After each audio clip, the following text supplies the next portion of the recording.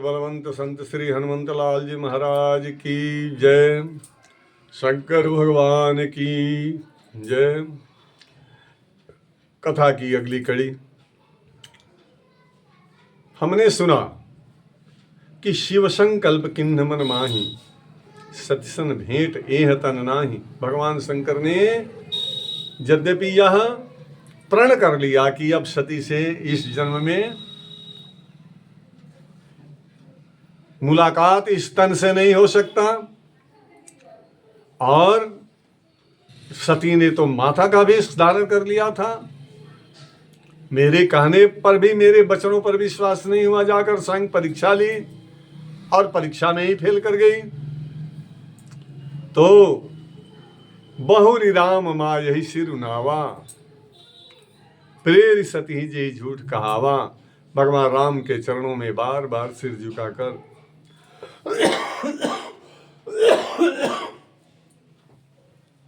बाबा भोलेनाथ सती को लेकर कैलाश पर्वत पर पहुंचे, और तब भगवान शंकर ने अपने सहज स्वरूप को संभाल करके, संवरण कर भगवान शंकर और अखंड समाधिस्थ होकर के बैठ गए, राम नाम का जाप करते हुए। शंकर सहज स्वरूप सम्हारा, लागी समाधि अखंड अपारा। शंकर सहज स्वरूप सम्हारा, लागी समाधि अखंड अपारा। लागी समाधि अखंड अपारा। अपने स्वरूप को समेटा भगवान शंकर ने, और अखंड समाधि लग गई, अखंड समाधि लग गई। माता सती ने देखा प्रभु अपने इस देव श्री राम के स्वरूप में समाधिस्थ हो गए। सेवा शुश्रूषा करने लगी, सेवा शुश्रूषा करने लगी। और फिर अखंड समाधि भगवान शंभू की, शंकर की बनी रही। और इस बीच माता सती ने भगवान प्रभु श्री राम का ध्यान किया, भगवान श्री राम का ध्यान किया, और कहा, भगवान राम से वरदान मांगा। क्योंकि माता सती समझ चुकी थी कि प्रभु ने मुझे त्याग कर दिया, अब मेरा जीना ही व्यर्थ है। इसलिए शंकर विमुख जिया वसिमोही, हे विधाता आप शंकर से विमुख होकर मुझे जिंदा मत रखना प्रभु।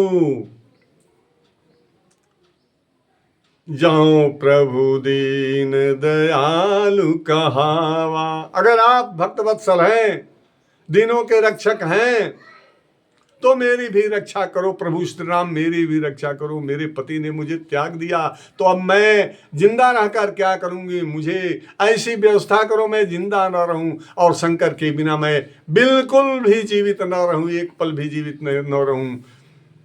जाओ प्रभु दीन दयालु कहावा, आरत हरन वेद जसु गावा। तो मैं विनय करऊं कर जोरी, तो मैं विनय, मैं प्रार्थना करती हूँ प्रभु, तो मैं विनय करऊं कर जोरी। छूटी ही बेगी देह यह मोरी, छूटी ही बेग देही यह मोरी। हे प्रभु, अब मेरा शरीर बिल्कुल छूट जाए, मैं दूसरा रूप धारण करूं, और पुनः अपने प्राण प्रियतम भोलेनाथ को प्राप्त करूं। चाहे इसके लिए जो भी तपस्या क्यों न करनी पड़े, अपने शरीर को क्यों न जलाना पड़े, तपाना पड़े, बर्बाद करना पड़े, अपने प्राण क्यों न देने पड़े, भगवान शिव ही दूसरे जन्म में मेरे पति हों। इसलिए जन्म जन्म शिव पद अनुरागा, उन्हीं के चरणों में मेरी अनुरक्ति हो, भक्ति हो, अनुराग हो, प्रेम हो, सिर्फ भगवान शिव, भगवान शिव। और इधर भगवान शंकर बीते संवत सहस सतासी अतजी समाधि शंभु अभिनाशी। 87,000 वर्ष बीत गए, समाधिस्थ हुए बाबा भोलेनाथ को, किंतु 87,000 वर्षों के बाद तजी समाधि समाधि समाधि त्यागा और फिर जग गए। तो जब जगे तो अपने इष्ट देव भगवान श्री राम का नाम स्मरण करने लगे बाबा भोलेनाथ।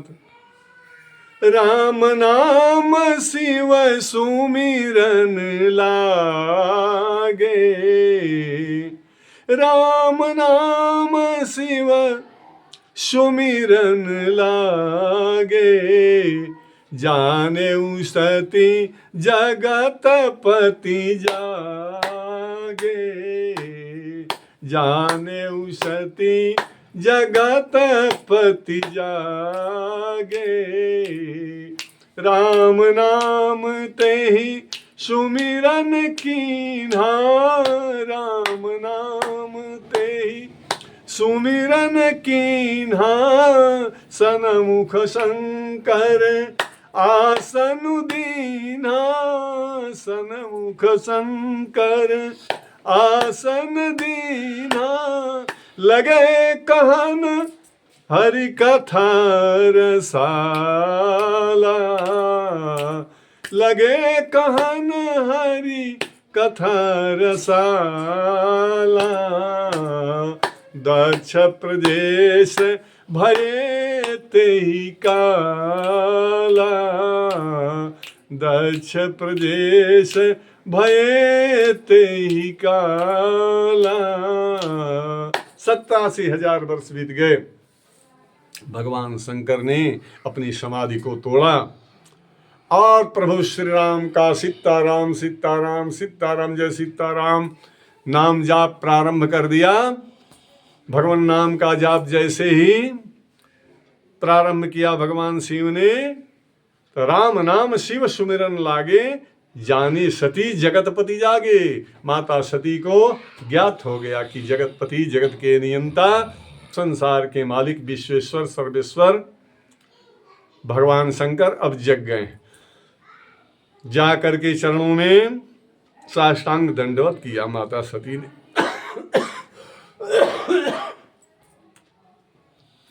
प्रभु शिव शंकर भोलेनाथ और दानी ने सन्मुख शंकर आसन देना, सामने आसन दिया, क्योंकि मां का आसन सामने होता है। बामांग में नहीं दिया, अब बामांगिनी नहीं रही, अब तो सन्मुख शंकर आसन देना, सामने आसन दिया, सामने माता का आसन होता है। और फिर भगवान शंकर समझे मन ही मन कि कहीं सती को बहुत दुख न हो, इसलिए उनके कष्ट की निवृत्ति के लिए एक कथा कहना प्रारंभ शुरू कर दिया, एक कथा करना शुरू किया। और कथा कौन सा करना शुरू किया? यही कथा कि सती के पिता दक्ष प्रजा का मालिक बन गए, प्रजा का मालिक। और इतना बड़ा मालिक जो प्रजापति कहलाते हैं। प्रजापति कोई साधारण पदवी नहीं है, ब्रह्म पद के बाद अगर कोई पदवी है तो वो प्रजापति की है। इसलिए वो उनके पिता की कथा सुनाने लगे और कहने लगे कि एक महायज्ञ हो रहा है। तब तक सती का ध्यान आकाश मार्ग में पड़ा। आकाश मार्ग में पड़ा, देखा ये तो बहुत सारे विमान जा रहे हैं रे, ये तो यक्ष किन्नर गंधर्व अप्सराएं ये सब गीत गाती हुई जा रही हैं। ये इतने विमान ये उड़ते हुए कहाँ जा रहे हैं? और ये सुंदरियां ये सुंदर कलगान करती हुई कहाँ जा रही हैं? सती बिलो के व्योम विमाना सुर सुंदरी करई कल गाना। देवताओं की सुंदरियां, देवताओं की पत्नियां सुंदर सुंदर गान करती हुई विमान से चली जा रही है। माता सती ने देखा आकाश की शोभा, कहा स्वामी ये सब क्या है, ये वायुमंडल में क्या हो रहा है, ये आकाश में ये सुंदर सुंदर सजे हुए विमान, पुष्पक विमान जा रहे हैं, उस पर सुंदरियां गीत गाती हुई जा रही हैं, ये सब कहां जा रही हैं। भगवान शंकर मुस्कुराए, कहा सती अब छोड़ो इन बातों को। कहा नहीं नहीं आप बताइए ये सब क्या हो रहा है।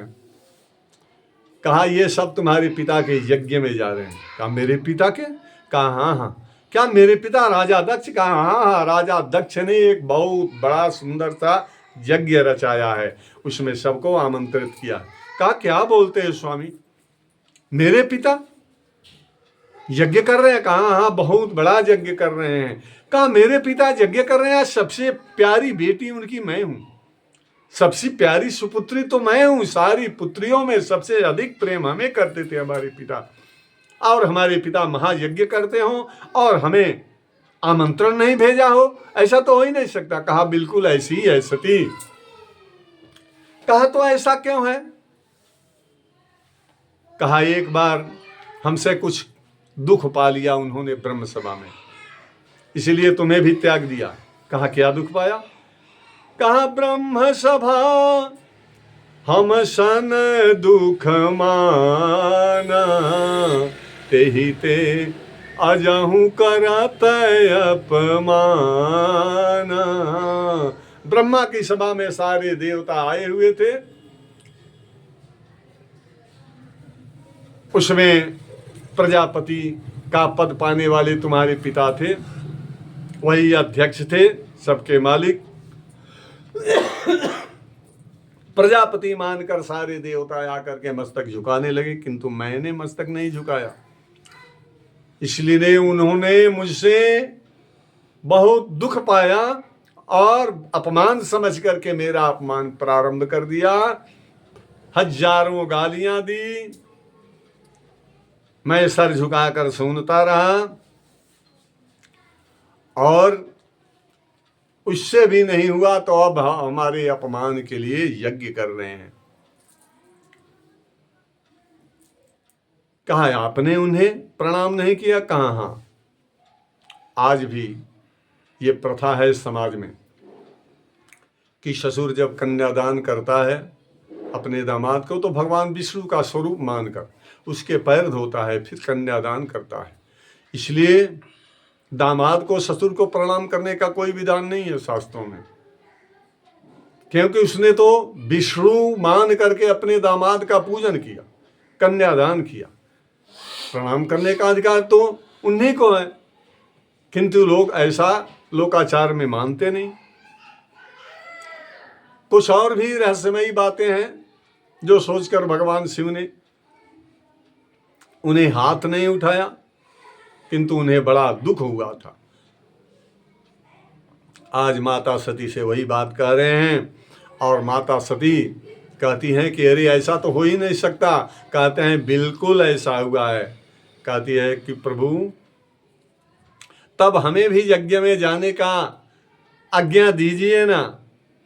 बोलिए शंकर भगवान की।